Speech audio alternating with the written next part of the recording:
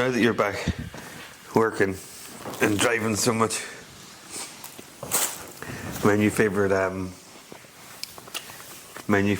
hobby is when you send me a voice note reading the transcription. I listen to the voice note, so I don't even need the transcription of it. Like, I listen to it, so it's not like I'm trying to use it for like, oh, I wouldn't be arsed to listen to Niall right now. It's just that the transcriptions are so fucking bad.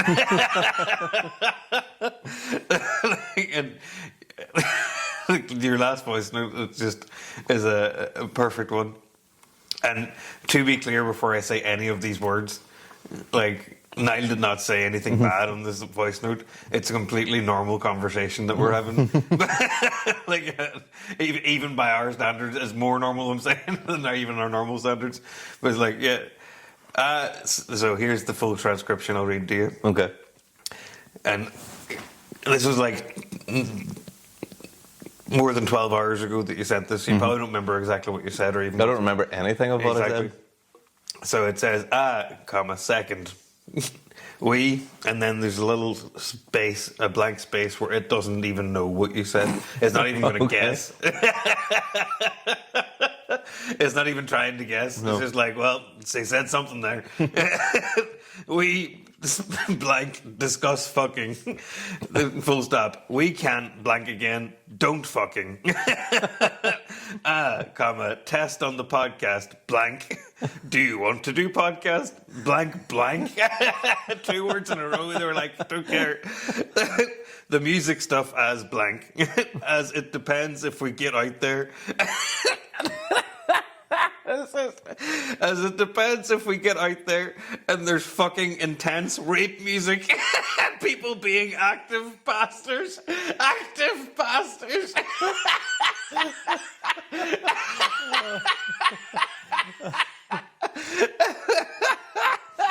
Did it say rape music? Again, it says, depends if we get out there and there's fucking intense rape music and people being active pastors.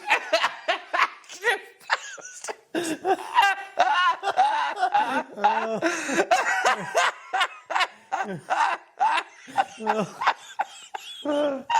Oh, man. Not just being a priest, but actively being...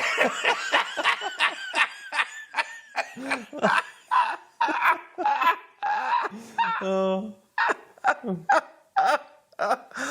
that's so much better than anything I could have said. Active pastors is just... And this is another reason why, like, I just don't think AI is going to get there now. Because, like, in the past, like, plumbers and stuff would send voice notes, and when it transcribes them, it's just it has no idea what we're saying in the north of Ireland, at least, you know. But yeah, that's like, I think that's pretty standard though for like if an American or if anybody from anywhere else in the world was listening to that voice note, they would probably have the same issue.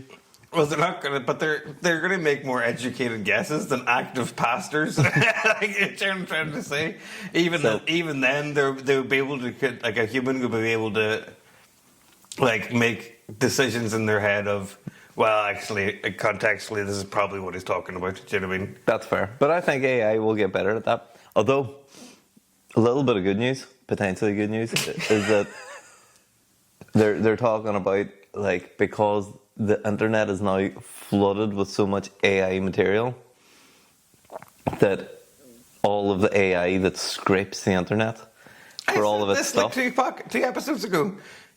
Yeah, I know, but now it's in the news.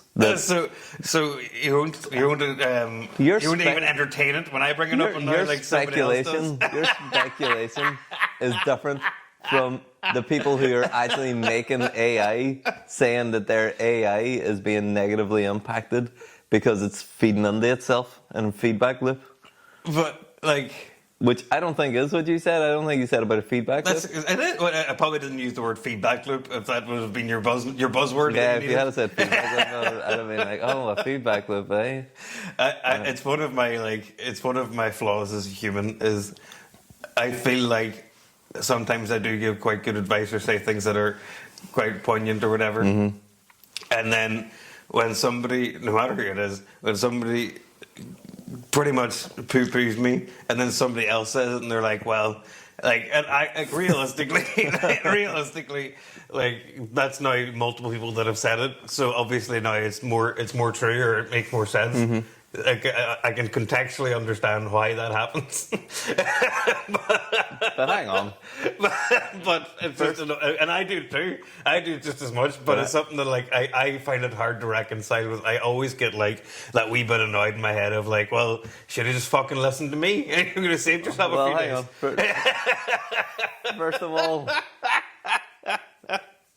First of all, I don't think that I did poo-poo you because You did. The point was you were like, that's never going to happen. AI is going to kill us. No. Because I then spoke to you about how they have all of the websites that they're making that are basically like quicksand for the AI, that the AI keeps on going on and keeps on cascading down because they're constantly trying to scrape it, so they keep on just creating new pages and gibberish that they're feeding back into themselves. And also, I mentioned about the people who are developing the thing for music that you can run your music through before you upload it, and then the AI can't read it, so the AI tries to recreate the music, but it just comes out as fucking random gibberish music, and then every time that it does that, it learns from what it's done, so that degrades it. So I didn't just poo-poo you, you lying little shit. Alright? Anyway, we're getting off the point of what I actually said in that transcription, because I do kind of remember now that you talked through it. It was about whether we're going to come up here and do the podcast or come up here and do music stuff. And then we were talking about the guys next door. The active pastors. Yeah, the active pastors, that's it. And I was saying that what we do up here totally depends on whether there's rave music blaring, because you can kind of get away with it on a podcast. Shouldn't really get away with it on a podcast, but we can sort of get away with it. Yeah. But you definitely wouldn't get away with like recording music stuff. No, that's fair. So I was saying it depends on whether or not there's rave music, rave with a V, and people being active bastards, because it's like we get here at like before 7 a.m. on a Saturday morning. Yeah, and there's people fucking going for it. There was, I would say, about 40 people next door when we came here this morning. It's like, at this point, it's like just after 8:30, and they've closed up shop. They're done for the day. Yeah, they've done their whole working day in that gym has happened before 8:30. That's just mental. It's unbelievable. Like what level of... I don't even know if it is being... That's not even being driven. That's being demented. I agree with you to an extent, actually. Yeah. Like, in one way, like, from a business owner perspective, like what a racket. Do you know what I mean? Yeah. Work a couple hours. And don't get me wrong, I've been to the gym at like 4:30 in the morning. Like whenever I was over working in England and stuff, and I'd be starting work at like 7:30. You get up at 4:30 and go to the gym and get showered and get ready for work and blah blah blah. I understand that. A Saturday morning. Like, what are they going home to go back to fucking bed until 10:30? Like, what? Well, what is going on? We were ready to just to think that today specifically is as hard as oak, which is it's like tough mudder. Yeah, it's that sort of thing where it's like a 5K obstacle course, or is it 10K? One of the two. I've done it. That's the worst too part. many Ks. Too many Ks is what they should rename it. And when I did it, like, I'm very much the sort of person who just likes to go with the flow. Like, when my siblings were doing it, and they're like, you should do it too. And like, full disclosure, like, my two of my siblings that were doing it are like super fit. I'm saying, like, as in they're constantly out working out. They're, they eat well. You know, who was it? Jason and Nicole. Oh, okay. But my oldest sibling was doing it as well, and I'm not saying she's like massively out of shape or anything. It's just that if she was doing it, then I had no excuse. She's a bit more normal. She's a bit more. Exactly, she's not. She's more like me than them in that regard. At least. So I was like, well, at least I'm not going to be the one person who's slowing everybody down or whatever. So actually, it was just good crack. I enjoyed it. I think I enjoyed doing it with like I wasn't being competitive. If you were there with, to be clear, if you were there with all fitness people, it would become a thing where you're just not enjoying it because you're trying to keep up with people who are fitness fanatics. I feel like and this is again another flaw of mine, but I feel like because I would never be that person, I would never be trying to be competitive. I always, and because it is just good. You can't not be having good crack if you have to climb under things and jump over things, and it is just the very idea of it. I mean, you're making it sound like you're at a playground. Exactly, it is just a big long adult playground, but. There's parts of it that are like bouncy castles and shit, or maybe not. Maybe I'm what? But there's something. You have dreamed this. There's like a few parts of it that are like overly like play park fun level of things, and it's like good crack. As I'm saying, but people do take it super seriously. But I can't imagine, even if I was in their company, that not at least one or two of them would just be like, fuck it, actually, let's have a bit of crack instead of, just give up on their whole competitive part. So tell me this, because you did briefly mention about it being hard as oak today, and you were like, let's go join a fucking whatever. And I'm not really that kind of guy. I don't mind going out and putting in a fucking hard shift at something. I know. But signing up to go and be fucking miserable for a couple of hours doesn't make sense. There's a part where you have to jump off a fucking waterfall, and it's a good drop, it's a big jump, you have to just have your balls on you into the water. There's lots of it is just good crack. Mm-hmm. I know it sounds it's awful, and parts of it are going there's a part where there's a fence over a puddle, pretty much, and you have to climb under the fence in the puddle. Army crawl in a puddle. Yeah. Stuff like that's not nice. I get that, but we were just throwing mud balls at each other, and And what is the point? Is it a because if you have people who are just laymen and laywomen who haven't trained for it and they're able to complete it. So if you have people like that who are able to complete it, then it's not a test of strength. Is it a test of will? It's a test of will, yeah, because a lot of people don't complete it. Oh, okay, right. And there's parts of it that I thought that I couldn't. It was tough. It was tough. Mm-hmm. But for the people who are. But it's not you can't get up here because you can't climb this thing, or it's not. It kind of is though. Well, that's what I'm asking you. It's okay. There's parts of it where you have to be able to do it, and I'm not saying it's super hard. I was obviously able to do it, and I'm not Mm-hmm. I am. So you're more capable than I am for this, so you'd be grand. But for the competitive people, it's about how fast they can do it. This is a marathon situation where, technically, most people can do a marathon, even if it's just walking. They just can't do it fast. Mm-hmm. Do you know what I mean? Yeah, no. But if you show up at the end of the marathon, 3 days in, and everybody's gone, I don't think it counts. They're not oh yeah, here, They don't have one little guy with his clipboard and his glasses just waiting with your fucking medal just waiting on you. I think there is a cap on the time limit. Funny you can bring a fucking a camping kit and just set up in the middle of fucking London. We're gonna make camp tonight. we'll do the next leg tomorrow.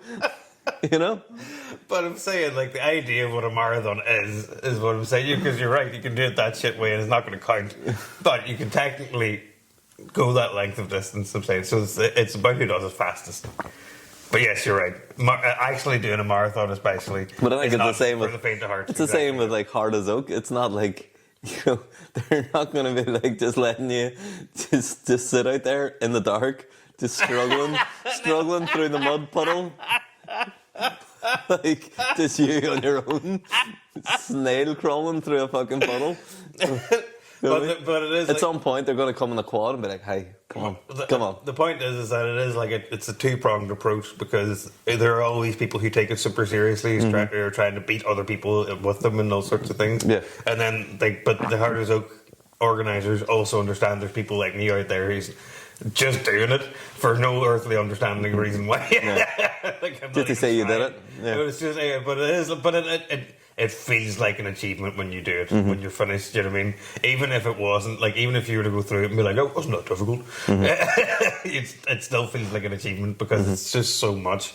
and it is just good crack. I actively want to do it again, but I do also remember like when I got home and getting in the shower and like trying to get all that muck off me was unreal. Like it took me like I want to say an hour and a half, and my muscles were like barely working to keep standing up and shit. It was awful. Like it was an awful like feeling of my body, but that's because I'm not a fit person. Like, I'm sure other people were going home and like going out for a run the next morning. And I was like crippled for like a week. You got the How You Met Your Mother? Is it when you know what I'm talking about? When Barney does the marathon, and he's like, "You don't need to train for a marathon." They were like, "Yeah, you absolutely need to train for a marathon." He said, "I could run a marathon tomorrow," and he went and did it. Yeah, him was fucking meddling, and then his legs just stopped working. He's like, "Oh." There's a load of videos out there of people at the end of marathons getting all weird. Yeah, giraffe, baby giraffe. It's just so. It's so. What's the word I'm looking for? It's just so. It's just like you said before. Like the human body is just so incredible. Where it's like, even if it can't do it, it's just finding a way. Even if it's fucking weird looking, it's just go. Well, I can probably get the end of it. Yeah. Just by sheer will alone, when your body's giving up. It's class. I love that shit. Yeah. Like I remember. So whenever I was growing up, I never really went to the gym. Like whenever I was a teenager, with my very, very first paycheck that I ever got, working on budget DIY, you know, it was like you got a monthly paycheck. And the very first paycheck I ever got, I bought like a home gym sort of thing out of Argos. And it was fucking great. You know, it had like everything that you needed to do, you could do on it. And it's whenever I was a teenager, I used to use that just after school for like the entire length of. So I had like 2 albums that I would listen to like back to back. So one would be I'm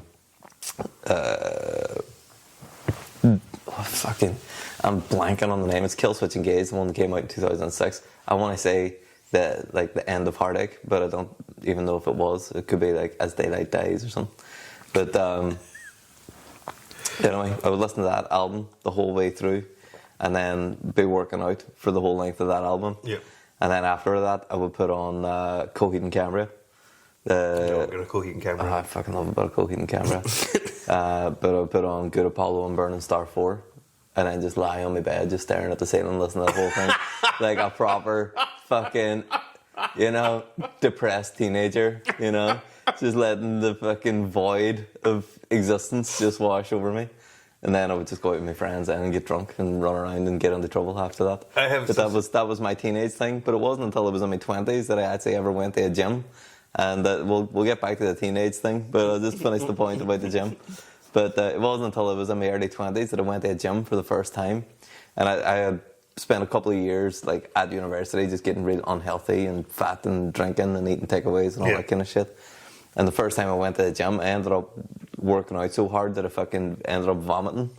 Like, I had to run to the toilets in the gym and vomit in the gym. That's bad. And I was walking out and the legs were all pure fucking jelly. And I was just like, what the fuck? People do this like every day for the rest of their lives. It's not...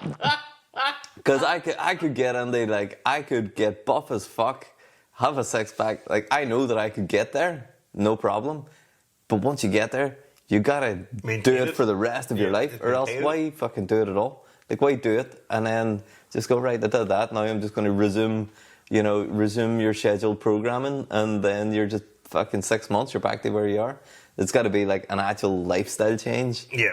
If you want to have a body like that. It's not and like I don't know if I'm prepared to commit to like, you know, I like going, yeah, you know what, I will have a little wine and cheese night, you know. Yeah, let's buy the fucking family tiramisu out of fucking Marks and Spencer's. Anyway, you know where I'm going with it. Yeah. But, so what were you going to say about the teenage thing? No,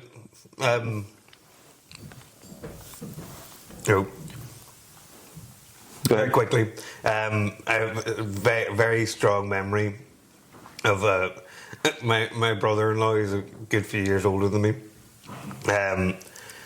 When I was like 14, let's say, because I was the computer whiz of the family. And I was like obviously burning a whole load of CDs for myself, downloading shit and LimeWire and all that jazz. Yeah. My brother-in-law asked me to make him a gym CD, like a CD of songs for the gym. And like all I know about him is that he loves a good rave, like Okay, right. it's just this. But like in terms of musically, at that point in my life, that's all I understood is that he loved to go to raves. I can't remember. You don't understand the nuance of EDM, no? No, it's not even that. But even with that, I didn't know any rave music. So, like, I still just had to make it up. And he did not give me any direction. And I'm sure that I asked, like, give me a couple of songs you want me to put on there, or whatever. And he was like, no, just you choose, just you. Just giving unwavering trust.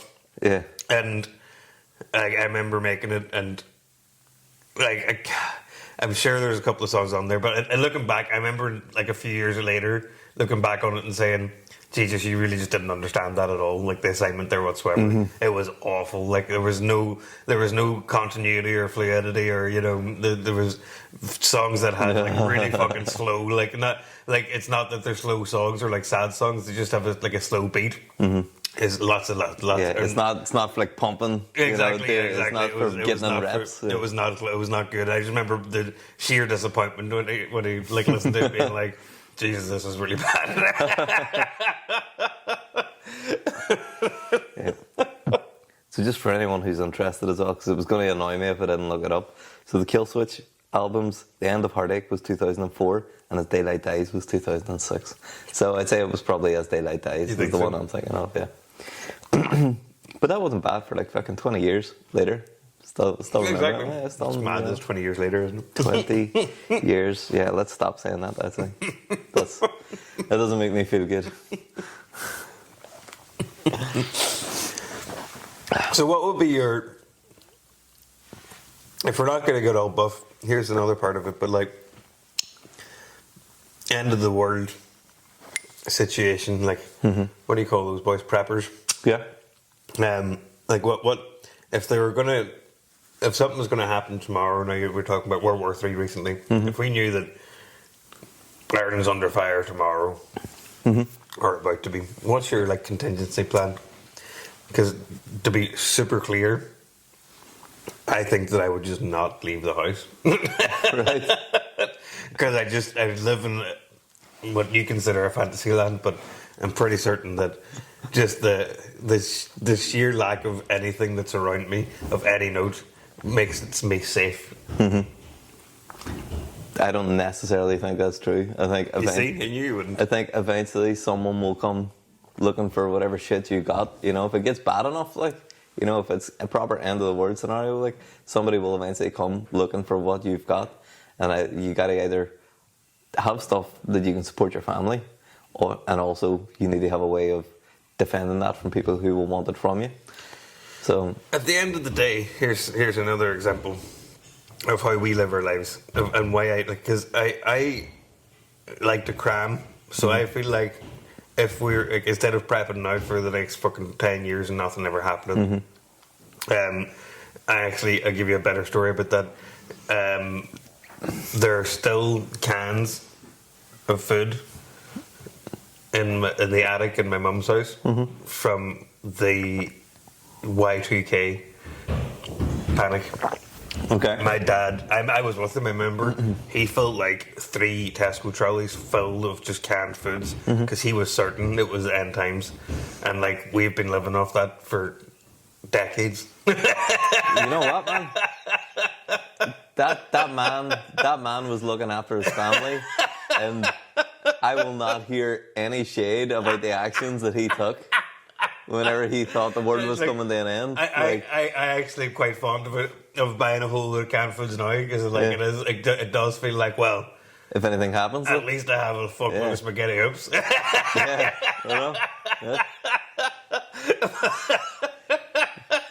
beans on fucking on hopes and dreams. yeah, not on toast, like, unless you start growing wheat. But but I'm saying that, like, I like to cram, so I like to think that in an instant, like in a panic, if some mad shit was happening and I needed to like fucking disappear, Like, I have a good job for that because I don't have to go to an office or anything. I just grab my laptop on the way out, grab the laptop, the cat, the wife and the kids, and just fuck off to another country. Do you know what I mean? It's just that simple. Like. And I'll tell work, eventually, like, oh, I live in this country now, I need you to transfer me, like, and then I get paid in that wage instead, whatever it is. Yeah. But, like, there's always going to be somewhere. That's not quite, like, apocalyptic end times, you know? No, I know. I'm saying this is the if Ireland became a problem times. Well, I have some, I haven't gone full prepper, but I've got some, we might have to cut it short, and we'll see. But I'll try and get on as much of an explanation as I can, if there's some movement going on. There's no rape music yet. No rape music yet, but trying to make it as quick as possible. I have the capacity to probably purify and filter a couple of 100,000 litres of water. Okay. I've got a load of tubs, like sealable tubs, Mylar bags that can be sealed airtight, and I've got a load of oxygen absorbing stuff. So I could buy loads of dried goods, like dried beans and dried rice and stuff like that. Keep them forever, pretty much. Yeah, I could buy them in bulk and quite quickly have them stored in such a way that they would never deteriorate, or they would last at least 20, 25 years. So I've got a lot of stuff for that. I've got all your sort of batteries and candles and all that kind of shit. I have two petrol generators. I've got obviously a house out in the middle of nowhere with an acre of land around it and a stream running through it that I'm building into a thing that'll be like completely self-sufficient, or a fair amount towards self-sufficient. And I've also got several books on, like Emma got me a great one there for our anniversary, literally like a couple of weeks ago. That was like, it's not about how to rebuild society, but a lot of preppers would use it as like a jumping off point. It's about, it's basically the main book that's used for helping out in like natural disasters and environmental disasters, and like relief workers go in the countries.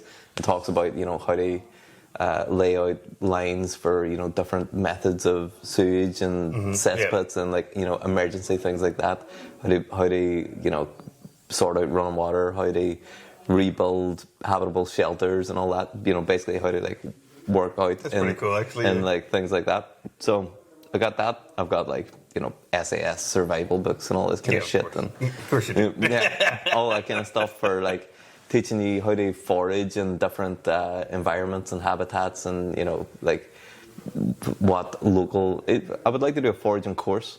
I know a little bit about like the local foods and what's edible and what's not, but whenever it comes to like mycology, which is mushrooms, like mushroom identification, it's so fickle. It's so fickle. Even if you're looking on the underside. And like whether it's branching off and forked, and I find it quite difficult to like. I can too.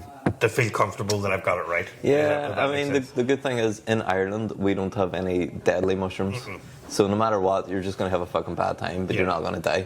But if you keep away from any of the ones that look like Super Mario mushrooms, is a good rule of thumb. Because all the amanitas, which are the ones that are kind of have like red with little speckle tops, they're not great. But like. What do you call them? Like elf ears or elf caps and stuff. You can have them. You can have puffballs, giant puffballs, field mushrooms, chanterelles, stuff like that. Hen of the woods and turkey of the woods. Probably I'm a little bit sketchy on those, how to identify. But I got things like that. But anyway, so my end of the world, I am not ready for it. It's like it's like the end of the world. I'm not ready yet. Yeah, it's like it's like whenever the house isn't wake ready. You know what I mean? If somebody dies, it's like, oh, it's a fucking right panic. You got to get the house wake ready. Like that's maybe a very Irish thing, and not a lot of people will understand that. But it's like I'm not fully ready. But if things happened, I would be in a relatively decent position. Yeah. But because we live in a tiny house, I can't have a big pantry stock of food and stuff, which I would like to have. A bit of a store of like a couple of months worth of food, and the self-defense. Going to buy a couple of crossbows. You get the self-reloading ones, and you don't need licenses or anything for them over here because they're not a barreled weapon. So if you have a barreled weapon, you need to have a firearms license if it's over 1 joule of force. So even paintball guns now, you need a firearms license for them. You know, it's quite. This could sound silly, but and it's just because I don't expect much from the government, so to speak. But my grandmother died like 5 years ago, and she had a firearms license. Okay. And she had guns registered there.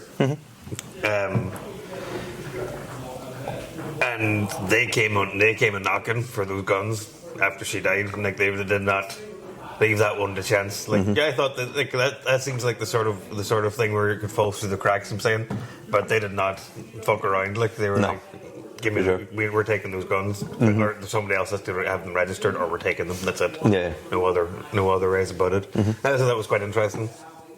Well, there are interesting caveats and things like that as well. Obviously not in the possession of a firearm, but there's like an air bow, which is technically not a barreled weapon, but somebody was done a couple of years ago for possession of one in England. You know, but he was like a fucking a weirdo guy that was like doing some fucking sketchy shit. But he was the first person. But it does set a precedent now that you can be convicted for possession of it, even though technically it doesn't meet the criteria. They fall underneath the firearms license. So that's a bit of a weird one. But I mean, I might just go and get a firearms license anyway because for work it would be useful. Yep. And also, like I do have. Like, I wouldn't say an expert knowledge, but certainly a professional proficiency with explosives. Yes, exactly. Like, I was just thinking that's your real self-defense is your explosives. Yeah, booby traps. But I don't have the materials that I would need for making them, but I could get them with. I can make extremely potent deterrents with things that are not on the precursors to the explosives list. You know what I mean? That like I don't need to go through getting paperwork for. Yeah. I can make some pretty fucking some pokey stuff, like, you know. So so that's it's always good to have that sort of knowledge in the background as well. That if anything ever fucking goes, like I've got a skill set, and also like not just a destructive skill set. I've got like a constructive skill set. I can build way more than I do. Pretty much anything that I need.